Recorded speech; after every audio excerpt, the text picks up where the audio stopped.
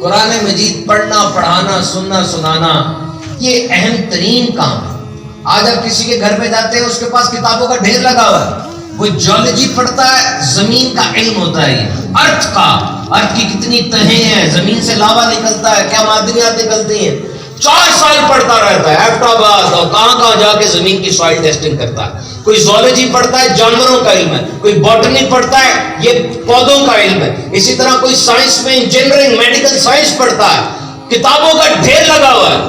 کبھی ہم نے سوچا کہ یہ قرآن بھی تو ایک کتاب ہے نا، قرآن بھی ایک کتاب ہے نا، یہ جو مسجدوں میں پڑھی ہے، تو یہ کتاب اور یہ دیگر کتابیں، ان دونوں کا کمپیریزن کیا ہے، کیا موازنہ ہے؟ جس کا جواب کسی اور نے نہیں، خود رب تعالیٰ نے ارشاد فرمایا۔ سبحان اللہ۔ رب تعالیٰ فرماتا ہے حدیث قدسی ہے کہ قرآن مجید کا دیگر کتابوں سے اگر موازنہ کیا جائے تو یہ ایسا ہے جیسے رب کا موازنہ اس کی مخلوق کے ساتھ ہے۔ کوئی مماثلت کا سوچ بھی نہیں سکتا۔ تو اتنی عظیم کتاب تم نے چھوڑی ہوئی ہے۔ کوئی یہ نہیں کہہ سکتا کہ میں ڈاکٹر ہوں تو قرآن مجید میں صحیح پڑھوں نہ پڑھوں کوئی مسئلہ نہیں ہے۔ کوئی یہ نہیں کہہ سکتا میں بہت بڑا پریزیڈنٹ بن گیا، میں ایسا انجینئر بن گیا کہ میں نے پوری ٹرین بنا دی تو اب مجھ پر قرآن مجید صحیح طرح پڑھنا معاف ہو گیا۔ نہیں، ایسا نہیں ہے۔ قرآن مجید کے بارے میں فرمایا کہ اس کو عربی لب و لہجے میں پڑھو، کریکٹ پروننسیشن ہونی چاہیے۔ قل هو اللہ احد، اب وہ قرآن جو جبریل امین علیہ السلام نے پڑھا، میرے آقا نے تلاوت فرمائی، اور جس کے بارے میں رب خود فرماتا ہے کہ ہم نے اپنے بندہ خاص پر یہ قرآن نازل کیا، وہ قرآن پڑھو نا۔ کیا پڑھ رہے ہو؟ کیا پڑھ رہے ہو؟ قل هو اللہ احد، اس کا مطلب ہے محبوب کہہ دیجیے اللہ ایک ہے۔ یعنی یہ آیت اسلام کی بیسکس ہے۔ پتہ آپ کو یہ وہ آیت ہے جس کی تبلیغ کرنے سارے انبیاء تشریف لائے۔ ہر نبی آیا اللہ کی وحدانیت دینے کے لیے، کہ نہیں؟ ہر نبی کا پیغام بیسک ایک ہی ہے، اللہ ایک ہے، یہ کہنے کے لیے۔ شریعت تبدیل ہوتی رہی اور آخری اور مکمل ترین شریعت ہمارے آقا کی آ گئی، بس اب ختم ہو گیا۔ قل هو اللہ احد، یعنی رب فرما رہا ہے اور اس کے حبیب کی پیاری پیاری زبان سے ادا ہو رہا ہے کہ کہہ دو اللہ ایک ہے، بس تمہارے سارے بت سب چیزیں ختم، بس اللہ ایک، کہہ دو اللہ ایک۔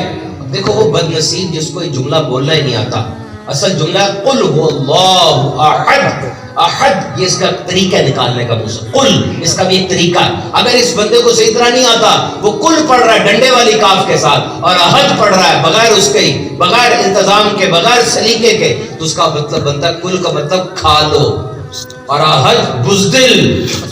اب ذرا ترجمہ کرو اپنے ذہن میں کیا بنتا ہے؟ روز کتنی دفعہ پڑھتے ہو الحمدللہ رب العالمین؟ پڑھتے ہو نا؟ الحمد الحمد کیا مطلب؟ تمام تعریفیں اس کے لیے۔ اور جس کو پڑھنا ہی نہیں آیا الحمد الحمد کہہ دے، وہ اس کا مطلب آگے موتیں دینے والا، آگ جلانے والا۔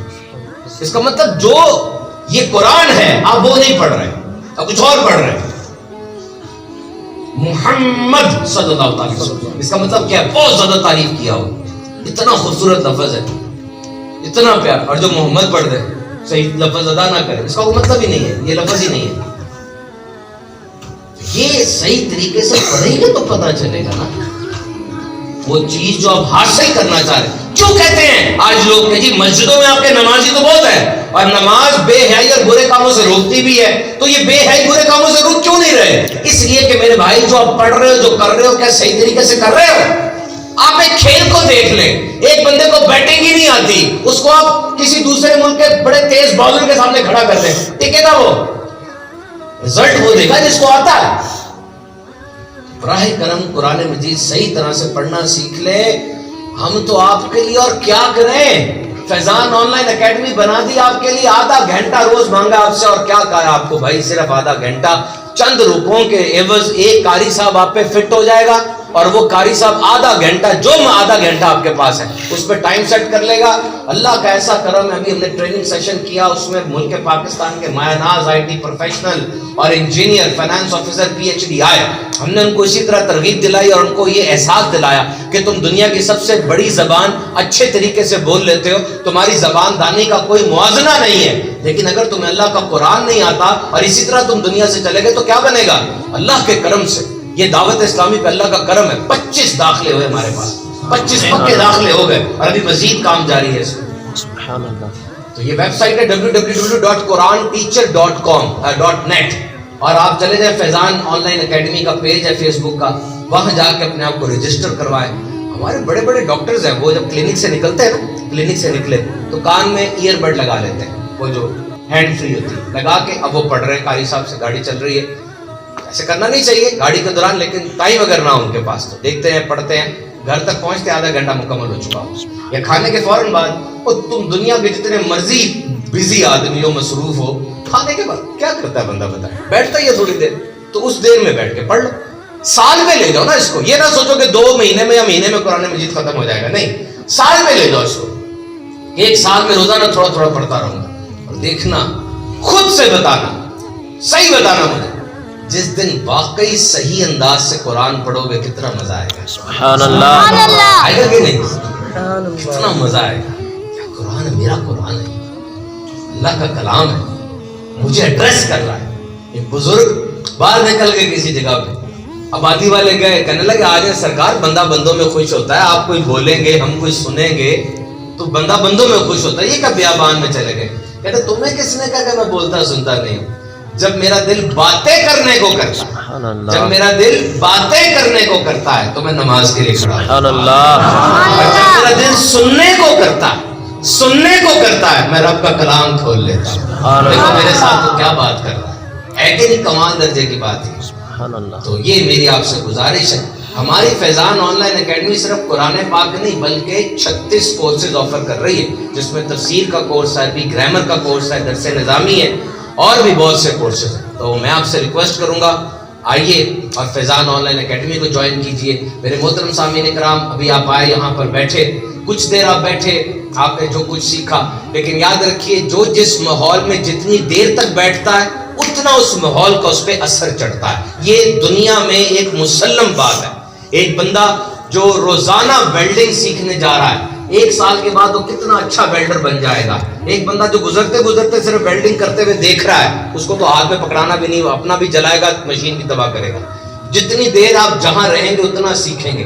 آج آپ آدھا پونا گھنٹہ اس مسجد میں بیٹھے, دعوت اسلامی کے ماحول کے بارے میں سنا, کچھ نہ کچھ ضرور دل بدلا ہوگا. تو آئیے 3 دن ہمارے ساتھ گزاریے, 3 دن ہمارے ساتھ گزاریے.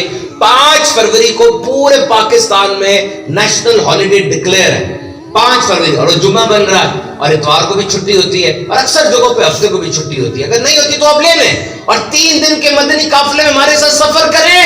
اس قافلے میں آپ کا کھانا پینا سونا اٹھنا بیٹھنا انشاءاللہ سارا سنت کے مطابق ہوگا. آپ کے 3 دن ایسے گزریں گے کہ انشاءاللہ قیامت کے دن یہ 3 دن انشاءاللہ بہانہ بن جائیں گے کہ اس بندے کو جنت میں لے جاؤ. اگر آپ سے پوچھا گیا کہ بتاؤ تمہارے پاس کیا ہے دینے کے لیے, ہم نے تمہیں زندگی دی, تمہیں 1 منٹ 1 سیکنڈ دیا, سیکنڈ مل کر منٹ بنتے گئے, منٹ مل کر گھنٹے بنتے گئے, گھنٹے مل کر دن بنتے گئے, دن ہفتوں میں, ہفتے مہینے میں, اور مہینے سال میں بدلتے گئے. اتنا کچھ ہم نے تمہیں دیا, اب کیا لائے ہو ہمارے لیے؟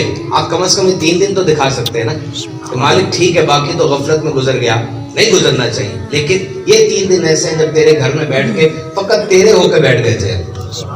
آئیے یہ قافلے ہمارے توفیق بھائی جو اجتماع کے نگران ہیں یہ لے کر جا رہے ہیں. 5, 6, 7 فروری کو ان قافلوں میں سفر کی نیت فرمائیں.